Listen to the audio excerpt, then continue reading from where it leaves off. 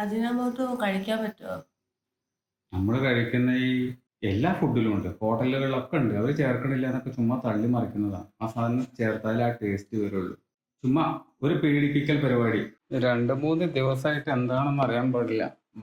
വയറ് ഭയങ്കര അപ്സെറ്റ് ആണ്. ഒരു പെയിന് പോലെ വേദന. യൂട്യൂബില് കമന്റ് വന്നിരുന്നു. സാധനങ്ങള് വലിച്ചു വാരിയിട്ടിരിക്കുകയാണ്, കണ്ടില്ലേ?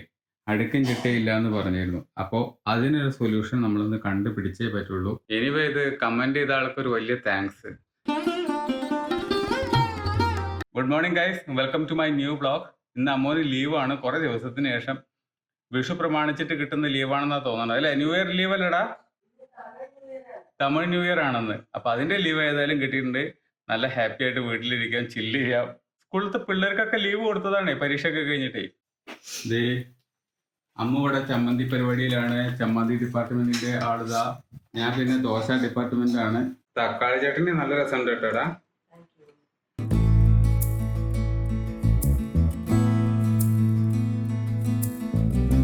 നമ്മുടെ ഇവിടെ വീടിന്റെ ഒരു വഴി പ്രശ്നം ഉണ്ടായിരുന്നു, കല്ലിട്ട പ്രശ്നം. ആ പ്രശ്നത്തിന്റെ വീഡിയോ ഇപ്പോൾ അപ്ലോഡ് ചെയ്തുകൊണ്ടിരിക്കുകയാണ്. ആ വ്ളോഗ് നാളെ മറ്റന്നാളെ ആയിട്ട് നിങ്ങളിലേക്ക് എത്തും. ഗ്യാസ് കത്തിക്കുന്ന ലൈറ്റർ കംപ്ലൈന്റ് ആയതിനു ശേഷം നമ്മളിപ്പോൾ യൂസ് ചെയ്യുന്നത് തീപ്പെട്ടിയാണ്. അജിനോമോട്ടോ കഴിക്കാൻ പറ്റുമോ? നമ്മൾ കഴിക്കുന്ന ഈ എല്ലാ ഫുഡിലും ഉണ്ട്. ഹോട്ടലുകളിലൊക്കെ ഉണ്ട്. അവർ ചേർക്കണില്ല എന്നൊക്കെ ചുമ്മാ തള്ളി മറിക്കുന്നതാണ്. ആ സാധനം ചേർത്താലേ ആ ടേസ്റ്റ് വരുള്ളൂ. അപ്പൊ ഇതിനകത്തൊരു ഉമാമി ടേസ്റ്റ് ഉണ്ടല്ലോ. പക്ഷെ അത് അത്ര നല്ലതല്ല എന്നല്ല പറയണേ. നല്ലതല്ല എന്നുള്ള അങ്ങനെയല്ലടാ സംഭവം. അതൊക്കെ ഒരു ഈ പൊറോട്ട ഫിയർ എന്ന് പറയുന്ന സാധനം ഉണ്ടായിരുന്നു ഒരു ഇടക്കാലത്ത്. പൊറോട്ട കഴിച്ചിട്ടുണ്ടെങ്കിൽ ക്യാൻസർ വരും. പൊറോട്ട കഴിച്ച് ക്യാൻസറാ? അങ്ങനെ കടിച്ചു വിട്ടിരുന്ന ഒരു കാലത്ത്. അപ്പൊ അതുപോലുള്ളൊരു ഫിയർ, ഒരു എന്താ പറയാ, സോഷ്യൽ മീഡിയ പ്രൊപ്പഗണ്ട എന്ന് പറയുന്ന പോലെ ചുമ്മാ ഒരു പീഡിപ്പിക്കൽ പരിപാടി. ഇപ്പോൾ വെളിച്ചെണ്ണ കഴിച്ച ഒരു കാലത്ത് ക്യാൻസർ വരും, വയറ് കേടാണ്, കൊളസ്ട്രോൾ വന്ന ആൾ തട്ടിപ്പോന്നൊക്കെ പറയുന്ന പോലെയുള്ള ഒരു മിത്താണത്. ഒന്നുമല്ല. ഈ പറയുന്ന തക്കാളിയിലും പച്ചക്കറിയിലും ചിക്കനിലൊക്കെ ഉള്ള സാധനം തന്നെയാണ് മോണോസോഡിയം ഗ്ലൂട്ടാമേറ്റ്, അതായത് MSG, അജിനാമോട്ടോ എന്ന് പറയുന്ന സാധനം. അത് ഹെൽത്തി ആണോ എന്ന് ചോദിച്ചു കഴിഞ്ഞിട്ടുണ്ടെങ്കിൽ ഹെൽത്തി അല്ല എന്ന് പറയാൻ പറ്റില്ല. ഒരുപാട് കഴിച്ചിട്ടുണ്ട്. എന്തും ഒരുപാട് കഴിച്ചാൽ പച്ചവെള്ളം ആണെങ്കിൽ പോലും നമുക്ക് ദോഷമായിട്ട് വരില്ലേ? അതേപോലെ തന്നെയുള്ളൂ. മിതമായ അളവിൽ നമ്മൾ യൂസ് ചെയ്യണം, ഒരു കേടുമില്ല. തക്കാളിയിൽ വരെയുള്ള സാധനമാണ് സാധനം ഈ പറയുന്ന കെമിക്കല്. അപ്പൊ ഇയാളൊരു 10 തക്കാളി ഒന്നിച്ചിട്ട് കഴിഞ്ഞിട്ടുണ്ടെങ്കിൽ ഇയാൾ 1 ടീസ്പൂണ് ഈ പറയുന്ന അജീനാമോട്ടോ ഇട്ടതിന്റെ റിസൾട്ട് കിട്ടും.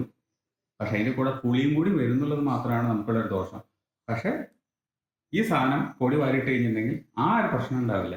പുളി ഉണ്ടാവില്ല. ആ ഉമാമി ടേസ്റ്റ് മാത്രം കുറച്ച് തള്ളി നിൽക്കും. ഒരുപാട് ഇട്ട് കഴിഞ്ഞാൽ ടേസ്റ്റും ഇല്ല. 2-3 ദിവസമായിട്ട് എന്താണെന്ന് അറിയാൻ പാടില്ല. വയറ് ഭയങ്കര അപ്സെറ്റ് ആണ്. ഒരു പെയിന് പോലെ വേദന. 4-5 ദിവസമായി. പിന്നെ വയറും ശരിയല്ല, മോഷനും ശരിയല്ല, മൊത്തം പ്രശ്നത്തിലാണ്. ആ വിഷും കൂടി വരികയാണ്. എനിക്കറിയാൻ പാടില്ല എന്താ ചെയ്യേണ്ടതെന്നുള്ളത്. നല്ല ദിവസമായിട്ട് ആസ്പത്രി കിടക്കേണ്ടി വരുമെന്നാവും. അങ്ങനെ അനങ്ങണേന് ഹോസ്പിറ്റലിൽ പോണ ശീലമൊന്നും നമുക്കില്ല. നല്ലോണം ഗംഭീരമായിട്ടൊരു അസുഖം വന്നാൽ മാത്രം ഹോസ്പിറ്റലിൽ പോകാന്ന് പറയുന്ന ഒരു മൈൻഡ് സെറ്റ് ആണ്. ഒരു കാര്യത്തിൽ സന്തോഷമുണ്ട് ഗൈസ്, നമ്മൾ ഇന്നലെ ചെയ്ത വർക്കിന്റെ പൈസ വന്നിട്ടുണ്ട്. ഇവരേതായാലും നമ്മളെ പറ്റിച്ചിട്ടില്ല. അല്ലെങ്കിൽ എല്ലാവരും പറ്റിക്കുന്ന തട്ടിപ്പുകാരല്ലല്ലോ. നല്ല മനുഷ്യരും നന്മയുള്ളവരും ഉണ്ട് ഈ ലോകത്ത്. എന്തെങ്കിലും ഇഷ്ടമുള്ളത് പറഞ്ഞോളൂ, കൊണ്ടുതരാം. ആലോചിച്ച് പറയാം. ഇപ്പൊ തന്നെ പെട്ടെന്ന് ചോദിച്ചാണ്. എന്തെങ്കിലും വാങ്ങിച്ചു വയ്ക്കും. ഇതന്നെ വേണമെന്നൊന്നുമില്ല. എന്തെങ്കിലും എന്ത് വാങ്ങിച്ചാലും ഓക്കെ. നമുക്കൊന്ന് പുറത്തേക്ക് പോയണോ? വൈക്കും തോന്നുന്നില്ല. വയ്യ എനിക്ക്. ചുമ്മാ ഒരു ഔട്ടിങ് ഈവനിങ്ങിൽ നോക്കാം. എന്നാ നമുക്ക് കുറച്ച് പച്ചക്കറി എടുത്തുകൊണ്ട് പോരും ചെയ്യാം. എന്തായാലും കഴിഞ്ഞിരുന്ന സാധനങ്ങളൊക്കെ വാങ്ങിയിട്ടില്ലല്ലോ. അതിന് ഏതാണ്ട് പുറത്ത് പോവുകയും ചെയ്യാം. ഫാൻ ഇല്ലെങ്കിൽ ആള് ഓടും ഗൈസ്, ഓടും. ഇവിടെ നിൽക്കില്ല. ചൂട് കാലത്ത് ഇവിടെ ഓരോരുത്തർക്ക് 2-ലും 1-ലാണ് ഫാൻ വേണ്ടത്. മനസ്സിലായല്ലോ? 4-ലാണ് മാക്സിമം. എനിക്ക് 4 ഇട്ടിട്ടേ വേർത്ത് ഒലിക്കുന്നു. ഇവർക്കൊക്കെ ഫാൻ വേണ്ട. എത്രക്കൊക്കെ ഇങ്ങനെ അഡ്ജസ്റ്റ് ചെയ്ത് പോകണമല്ലോ. എനിക്ക് വേർപ്പ് താന്നിട്ട് അപ്പൊ തുടങ്ങിയ ചുമയാണ്. ഇനിയും അങ്ങോട്ട് മാറിയിട്ടില്ല. ഇപ്പോഴേലും ഇപ്പൊ എന്റെ ഹെൽത്ത് എനിക്ക് നോക്കണ്ടേ? എത്രയാ അഡ്ജസ്റ്റ് ചെയ്യുന്നത്? എനിക്ക് വയ്യ ഗൈസ്. ഫാൻ ഒന്നും ഇല്ലാതെ വയ്യ. നമ്മുടെ വ്ളോഗ് ഇവിടെ റെൻഡറിങ്ങിന് ഇട്ടിരിക്കുകയാണ്. ഒരു അരമണിക്കൂർ കഴിയുമ്പോഴേക്ക് സാധനം പുറത്ത് വരും. അതിൻ്റെ ഇടയ്ക്ക് നമുക്കൊരു പരിപാടി ചെയ്യാനുണ്ട്. യൂട്യൂബില് കമന്റ് വന്നിരുന്നു, സാധനങ്ങൾ വലിച്ചു വാരിയിട്ടിരിക്കുകയാണ്, കണ്ടില്ലേ? അടുക്കും ചിട്ടയില്ല എന്ന് പറഞ്ഞിരുന്നു. അപ്പോൾ അതിനൊരു സൊല്യൂഷൻ നമ്മളൊന്ന് കണ്ടുപിടിച്ചേ പറ്റുള്ളൂ. കുട്ടിയൊക്കെ ഉള്ളതല്ലേ എന്ന് ആൾക്കാർ ചോദിച്ച സ്ഥിതിക്ക് നമ്മളതിന് റെസ്പോൺസിബിൾ ആണ്, റെസ്പോൺസിബിലിറ്റി എടുക്കണം. മൊത്തം ഒന്ന് അടുക്കി പെറുക്കി വെക്കണം. ഇതിനകത്തുള്ള പൊടിയൊക്കെ ഒന്ന് കളയണം. ഇതുകൊണ്ടാണോ ചുമ നിൽക്കാത്തത് എന്നുള്ളതൊന്നും അറിയത്തില്ല. ഡെക്കോർ റൗണ്ട് തട്ടേണ്ടതും കൊട്ടേണ്ടതുമാണ്. അത്യാവശ്യം ഡസ്റ്റ് ഇതിൻ്റെ മുകളിൽ തന്നെ കാണാൻ പറ്റുന്നുണ്ട്. ശരിയാണ്, നമ്മളെക്കാട്ടിലും നല്ല കാഴ്ചയുണ്ട് വീഡിയോ കാണുന്ന ആൾക്കാർക്ക് എന്നുള്ളത് മനസ്സിലായി. നമ്മളിത് ശ്രദ്ധിക്കാത്തതാണ്, അവരത് കൃത്യമായിട്ട് ശ്രദ്ധിച്ചു. ഇയാൾ കൂടുന്നുണ്ടോ ക്ലീൻ ചെയ്യാൻ? എന്നാവാ ഭക്ഷണം കഴിച്ചിട്ടോ? എനിക്ക് നല്ല വിശപ്പുണ്ട്. സമയം 12:30 നമുക്ക് കഴിച്ചിട്ട് നോക്കാം. കഴിച്ചിട്ട് നോക്കാം. വേനൽക്കാലമായി കഴിഞ്ഞാൽ കിടക്കാൻ പറ്റിയ സ്ഥലമാണ് നിലം. അവിടെ മാത്രമേ തണുപ്പുണ്ടാവുള്ളൂ, ബാക്കിയൊക്കെ ചൂടായിരിക്കും.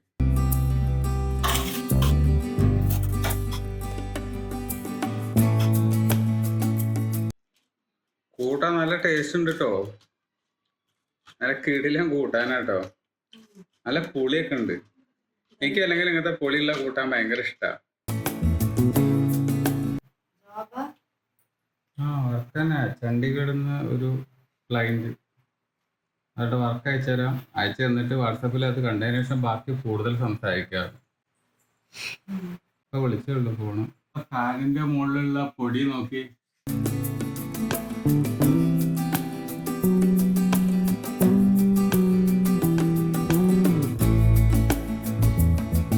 ഇപ്പൊ എങ്ങനെയുണ്ട് ഗൈസ്? പള്ളപ്പള്ള തിളങ്ങണില്ലേ ഗൈസ്?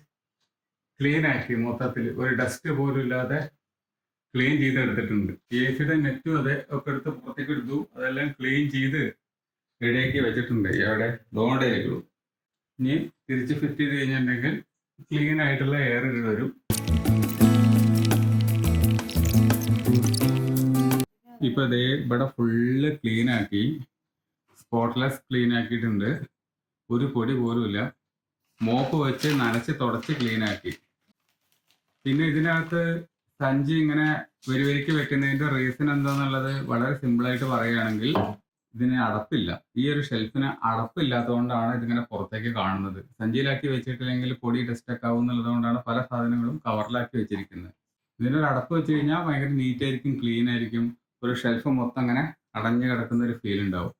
ഇതിപ്പോൾ തുറന്നിരിക്കുന്നതുകൊണ്ടാണ്. ഇതിനും അടപ്പ് വെച്ചിട്ടുണ്ടെങ്കിൽ നല്ല ഭംഗി ഉണ്ടായിരിക്കും. നമുക്ക് അൺവാണ്ടഡ് സാധനങ്ങളാണല്ലോ ഇവിടെയൊക്കെ കയറ്റി വെക്കുക. ഇനിവേ ടെസ്റ്റൊക്കെ കളഞ്ഞ് നല്ല ക്ലീനാക്കി അടുക്കി പെറുക്കി ഒതുക്കി വെച്ചുകൊണ്ടിരിക്കുകയാണ്. ഇനി 2 റാക്കും കൂടി ക്ലീൻ ചെയ്യാണ്ട് മേലത്തെ മാത്രമേ കഴിഞ്ഞിട്ടുള്ളൂ. ജനലുകളൊക്കെ ക്ലീൻ ആക്കി കഴിഞ്ഞു. നല്ലോണം തുടച്ച് വൃത്തിയാക്കി, ഒരു പൊടി പോലും ഇല്ലാണ്ട് ക്ലീൻ ആക്കിയിട്ടുണ്ട്. പല്ലിയുടെ 1ഉം 2ഒക്കെ അതായത് ഇവിടെ വീണ് കിടക്കുന്നത് കാണാൻ പറ്റും. പല്ലി എങ്ങനെയോ ഇതിനകത്ത് കയറി കൂടിയിരുന്നു. ഇപ്പൊ അടിച്ച് പുറത്താക്കിയിട്ടുണ്ട്. എല്ലാവരും പുറത്തേക്കാക്കി വാതിലടച്ചു.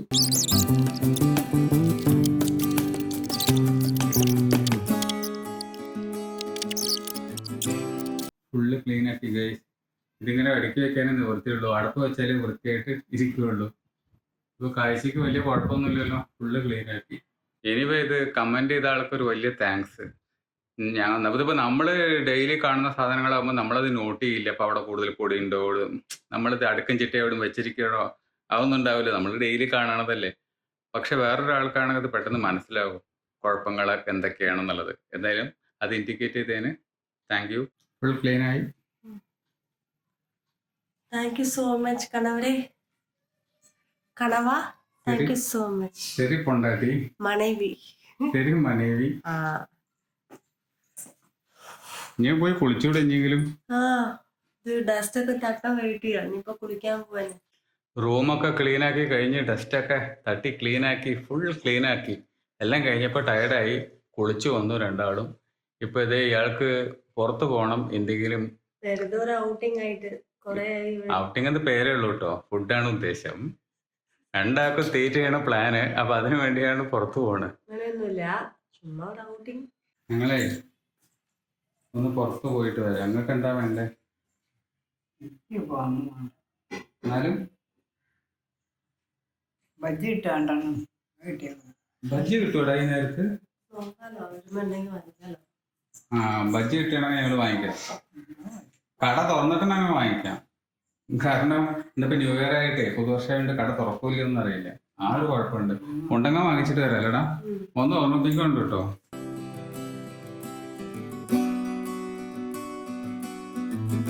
അങ്ങനെ മുക്കാലായപ്പോഴേക്കും ഞങ്ങളിതാ കഴിച്ചു, തിരിച്ചെത്തി. നല്ല ഫുഡായിരുന്നു, നല്ല ടേസ്റ്റ് ഉണ്ടായിരുന്നു. ഒരു പെപ്പർ ചിക്കനും നൂഡിൽസും 2-3 എഗ്സും അല്ലേ. ഫുൾ പ്രോട്ടീനില്ലാത്ത സാധനങ്ങളൊന്നുമില്ല. അതിനകത്ത് നൂഡിൽസ് മാത്രമാണ് കുറച്ച് പ്രോട്ടീൻ കുറവുണ്ടാവുക അല്ലേ. പക്ഷെ അത് ചിക്കൻ നൂഡിൽസ് ആയിരുന്നു, അതുകൊണ്ട് അതും ഓക്കെയാണ്. പിന്നെ അതാ അമ്മയ്ക്ക് ബജ്ജി മേടിച്ചിട്ടുണ്ട്. ബജ്ജി ഇതാണ് നമ്മുടെ ബജ്ജി. അമ്മ ബജ്ജിയുടെ ആളാ. നാളെ അമ്മും ഞാനും കൂടി വാവക്കുട്ടീൻ്റെ അടുത്തേക്ക് പോകുന്നുണ്ട്. മുത്തച്ഛനും അമ്മമ്മയും അവിടെയാണല്ലോ കുട്ടിയുള്ളത്. അപ്പോൾ അവിടേക്ക് ഞങ്ങൾ പോകുന്നുണ്ട്. വിഷു ആണ്, അപ്പോൾ വിഷുവിൻ്റെ സെലിബ്രേഷനും കാര്യങ്ങളൊക്കെ അവിടെ വെച്ചിട്ടാണ്. അപ്പോൾ കുട്ടീനെയും കാണുകയും ചെയ്യാം. രാവിലെ എത്ര മണിക്കാണ് ഇറങ്ങാം? രാവിലെ ഇവിടുന്ന് 10 മണിക്ക് ഇറങ്ങണം. അപ്പോൾ 11 മണിക്ക് അവിടുന്ന് ഇറങ്ങൂത്ര. അവിടെ ഒരു ഹോട്ടലിലാണ്. അവിടെ അച്ഛൻ, അമ്മ, കുട്ടി എല്ലാവർക്കും ആർക്കും സുഖമില്ല. ഇപ്രാവശ്യം പലഹാരങ്ങളൊന്നും ഉണ്ടാക്കാൻ വയ്യ, സുഖമില്ലാത്ത കാരണം. അപ്പോൾ ഒരു ഹോട്ടലിലാണ് ബുക്ക് ചെയ്തിരിക്കുന്നത്. അപ്പോൾ എനിവേ നാളത്തെ വ്ളോഗ് എല്ലാവരും കാണണം, മറക്കരുത്. നാളെ കുറച്ചും കൂടി രസമുണ്ടായിരിക്കും. കാരണം വാവക്കുട്ടി ഉണ്ട്. ആകെ മൊത്തം ഒരു ജഗപോകയായിരിക്കും. വിഷുവാണ്, വിഷുവിൻ്റെ സെലിബ്രേഷനാണ്.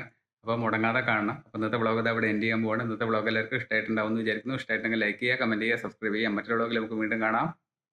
ബൈ.